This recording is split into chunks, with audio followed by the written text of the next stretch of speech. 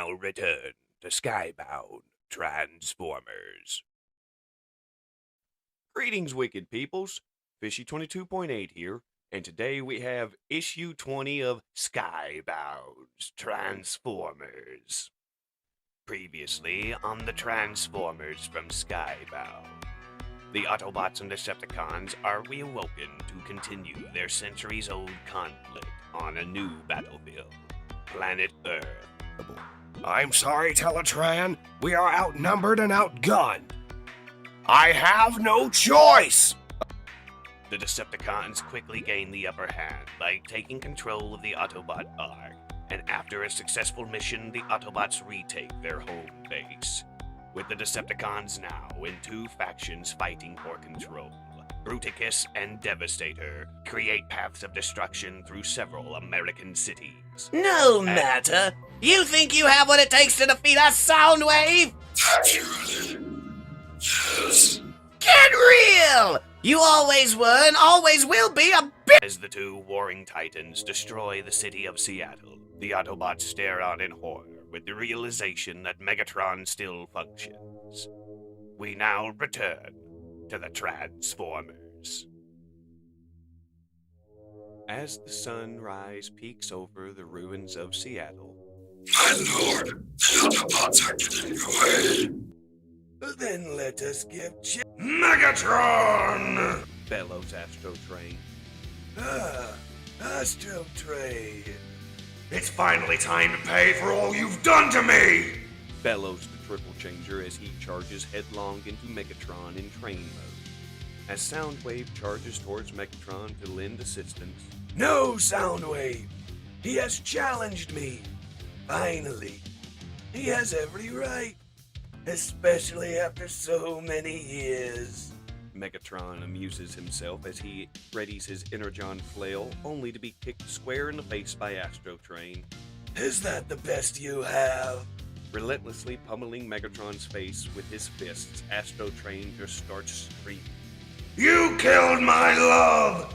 You locked me away in the Nemesis with enough Energon to last a millennia! Your existence has only made me suffer! The angry Decepticon is quickly cut off with a swift knee to the chin. My turn! You are weak, Astrotrain. Weak and naive! As Megatron hits Astrotrain across the face with his flail, then wrapping the chain around his throat, taking him to the edge of the building. Naive to think there is justice in this life. But there's no justice here. Only strength. He punctuates this statement with the deactivation of his flail. As Astrotrain starts plummeting towards the pavement below, Megatron continues. And I am the definition of strength. As Astrotrain recoils in the crater, Megatron jumps down, walks up, and puts his foot over Astrotrain's face. You were pathetic then? You're pathetic now.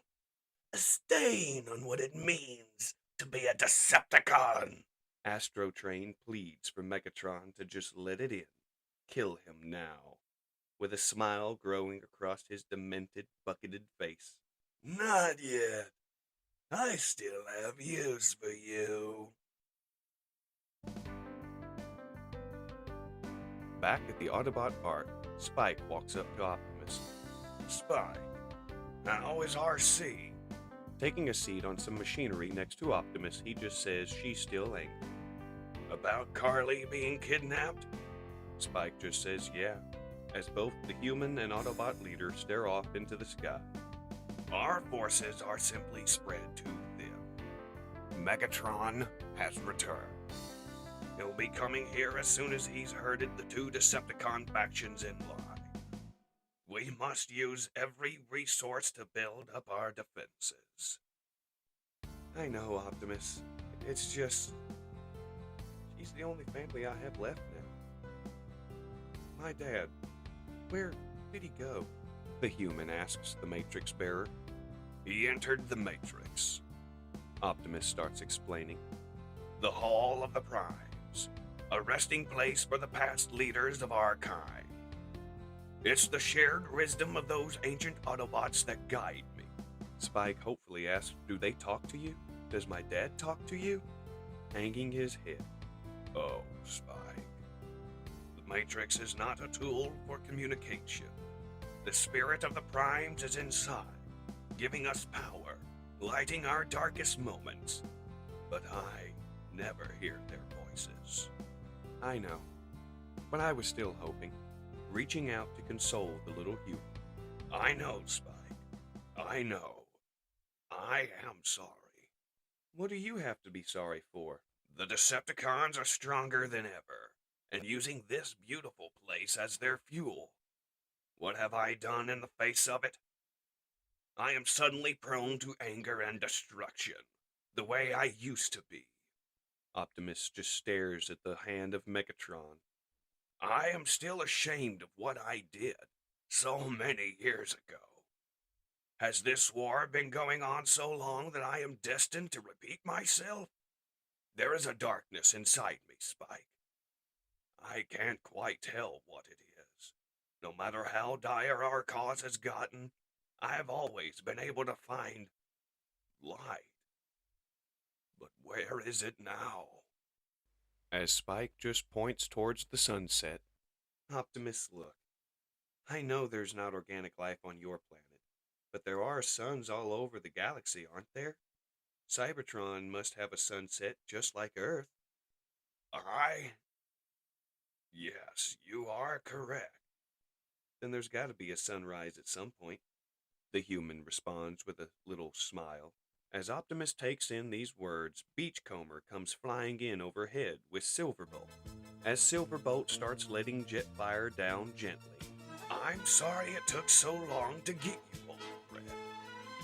"Optimus, it is good to hear your voice." It was an honor to retrieve Jetfire, Optimus. "Thank you, Silverbolt. I know you don't like flying without your team." You'd think after so many years' rest, I'd be over my fear of heights. "It's all right. Come inside. The rest of your aerial bots are being revived now." As the two walk back inside the Ark, the rest of the aerial bots are being brought back together by telewarp. As Spike comments that they're all planes, Optimus starts explaining. "They were created long ago to help us match the Decepticon air power. Air raid, fire flight, skydive, slingshot. I had them built for war, but they have the softest sparks of all the Autobots." Optimus, is that you? "Hello, my friends. My heart is heavy, Fireflight. I've used the last bit of our harvested energon to bring you all back and help fend off what is coming. Skydive runs up and hugs Optimus Prime, telling him we're here for you. "I'm glad you're back, Skydive. I'm glad to have you all back." Cutting the reunion short, Wheeljack interjects. Optimus, sorry to interrupt. "What is it, Wheeljack?" I've set up a diagnostics table to examine your visions. We should begin. Hiding behind a bunch of the circuitry of Teletrans systems, Thundercracker sits there and watches the Autobots intently. Back at the Earth-based portion of Cybertron in the middle of the Pacific Ocean.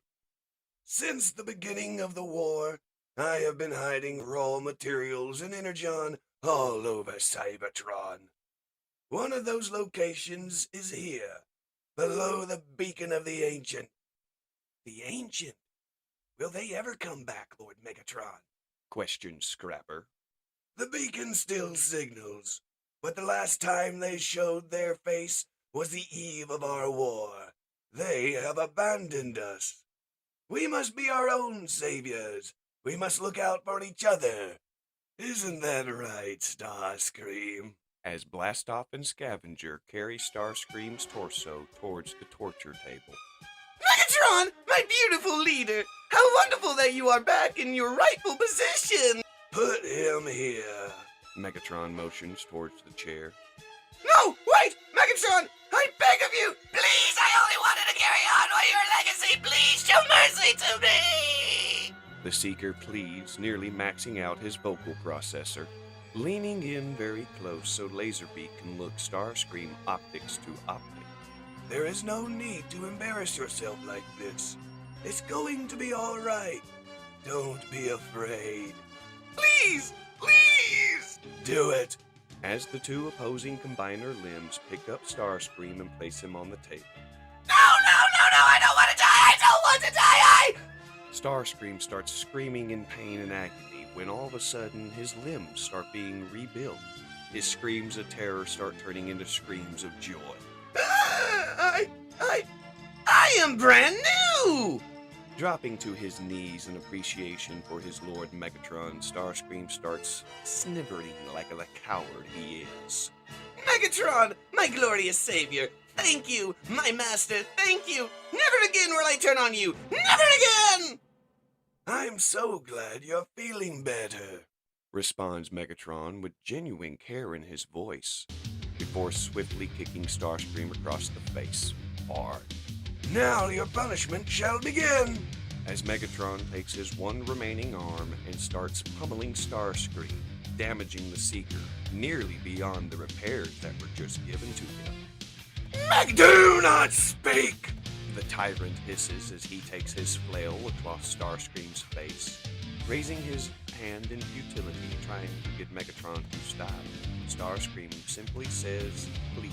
But before he can finish the word, Megatron bashes his head into the ground. Repeat. After 4 massive blows to Starscream's cranium, Megatron simply says, bring him in. I wanted you to be a part of our new revolution on this beautiful planet, Astrotrain. But it's clear to me that you are unable to join our cause because of personal reasons. But worry not. I have found a good use for you. As Megatron transforms and lands in Starscream's hand. Target practice. Fighting back against Megatron's influence, Starscream simply says, No! I'm done taking orders from... It's been many years since you held me in your grasp, Starscream. Do not forget the power I wield over you. You exist solely to execute my will. As Starscream effortlessly aims Megatron at Astrotrain and opens fire. My lord, without your opponent's help, the power of your pulp form is diminished. Additional shots are required. Do it, Starscream! Bellows the tyrant, as Starscream just looks at Astrotrain and continuously pulls the trigger, until Astrotrain is nothing but a molten pile of slag on the ground. As he transforms back into his robot mode, Megatron stands tall. Prepare yourselves, Autobots. I am coming to make myself whole.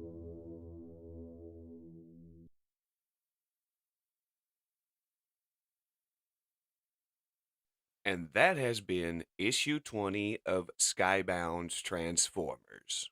And before I start the wrapping up of this video, I'm going to give a special thank you to Rohin the VA for their voice talents as Silverbolt and the other AUTOBOTs. I never in a million years would have expected to have extra voices on videos like this. I figured I'd do all the voices myself, but no, I got the assistance of insanely wonderful, awesome people that it's been a pleasure to work with on other projects. So, thank you to both Kirsten Greenfield as Ilita and Rohin the VA as the AUTOBOTs. Now, with that out of the way, let's start talking about this issue. And holy fuck, this is a good issue. Starting with the return of the one and only Jetfire. That was actually a really cool way to bring Jetfire back and make sure people know he's still alive, but in the also process, unveiling more of the cast, aka the AUTOBOTs. The Autobots now have a fucking combiner. Now we are in combiner chaos. And speaking of combiners, if you noticed, opposing arms of Devastator and Bruticus were carrying Starscream's torso to the chair. With one panel, they did a whole shit ton of storytelling. with the right arm of Devastator and the left arm of Bruticus carrying the troublesome Starscream to the chair. That signifies that the Decepticons are now fully united under Megatron, yet again. And I just love how Starscream goes from screaming in agony and fear and terror to joy, only to have that literally beaten the hell out of him. And then forced to yet again annihilate another Cybertronian, just as a reminder of the power Megatron holds over all under his command, and foreshadowing what may be coming with the fight against Optimus Prime when Megatron tries to make himself whole again. Megatron's arm is influencing Optimus Prime. Will Megatron be able to control Optimus Prime now that he's in closer proximity? I guess we'll find out eventually at the end of Daniel Warren Johnson's run, and I'd hate to see him go, but I'm also looking forward to who picks up the mantle and carries on this story forward. And with that, I hope you've enjoyed my rendition of Skybound's Transformers, written by Daniel Warren Johnson. And I also hope you have picked up your own physical or digital copies before you've watched my video. If you've watched my video and then got a copy, let me know, because technically that's the reverse order of what I'd like, but you do you. I can't tell you exactly what to do. I can just ask you to do something, not force you to do something. I'm not Megatron. But I would implore you to get physical media instead, because I work in printing and I want to see printing last a long time. And that only works if people are buying printed materials, so please get the physical copies over the digital copies. But regardless, buy the copy that you prefer, whether it is physical or digital. And with that, this is Fishy 22.8, logging off. Thank you for spending about 16, 17 minutes of your day with me. Later, wicked peoples.